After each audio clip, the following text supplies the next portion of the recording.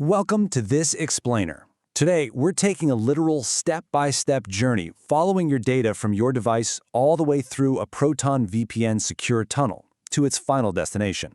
We aren't just going to talk about privacy in the abstract. We're tracing the exact path of a single web session, looking at the precise IP addresses, ports, and protocols that actually keep you safe. You know, it's incredibly easy to just tap a button on an app and trust that you're protected. But when you hit connect, where does your data actually go?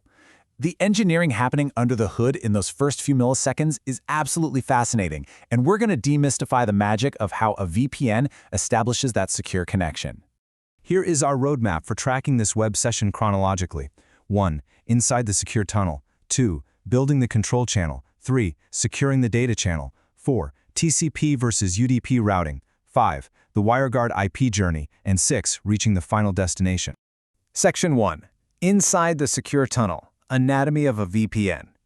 So, to begin our journey, we have to understand that a VPN protocol actually relies on two distinct channels working together in perfect harmony.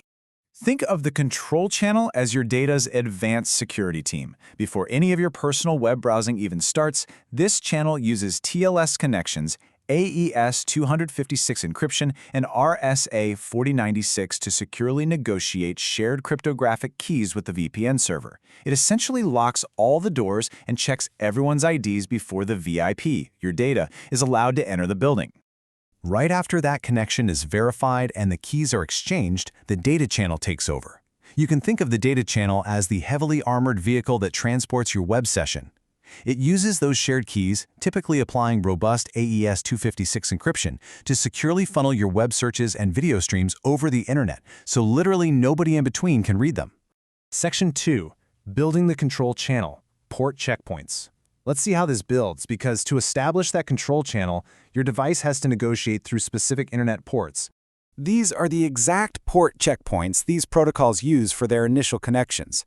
If you're using IKE EV2, your device reaches out over UDP ports 500 and 4500. Conversely, older, less secure protocols like PPTP used TCP port 1723, which made them incredibly easy for network admins to block. But check out OpenVPN and Proton's Stealth protocol. They operate over TCP port 443.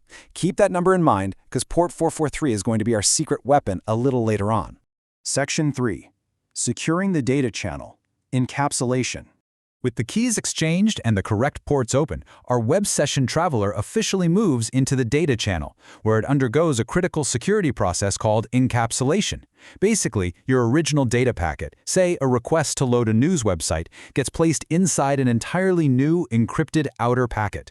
This extra layer completely hides your original source IP and your destination from anyone monitoring your local network. It's exactly like putting a sealed envelope inside a steel lockbox before handing it to the mail carrier. Section 4. TCP versus UDP. Routing. Choosing the path. At this stage in the transit phase, our encapsulated data hits a fork in the road. It has to travel via one of two primary transmission protocols.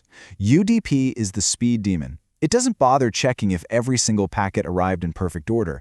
It just streams them as fast as possible, which is absolutely ideal for streaming or gaming. TCP, on the other hand, acts like a meticulous accountant.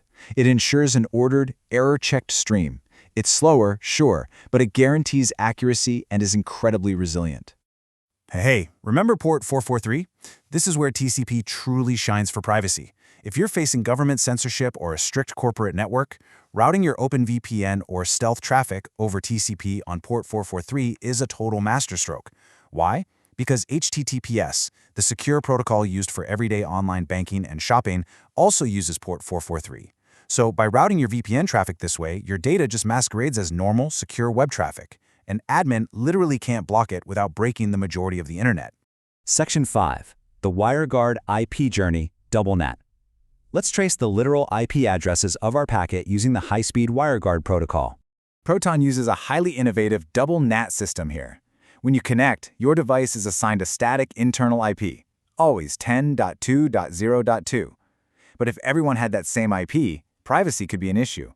So the first NAT, or network address translation, rewrites that to a completely random, unique internal IP just for your session. Then, as your packet leaves the server, a second NAT, rewrites it again, this time to the VPN server's shared public IP. Because of this dynamic provisioning, your true IP address is effectively erased from the equation entirely. Your laptop only ever sees that 10.2.0.2 address. The destination website only ever sees the VPN's public IP. Even the VPN server itself dynamically shuffles the internal routing, so your identity remains totally protected.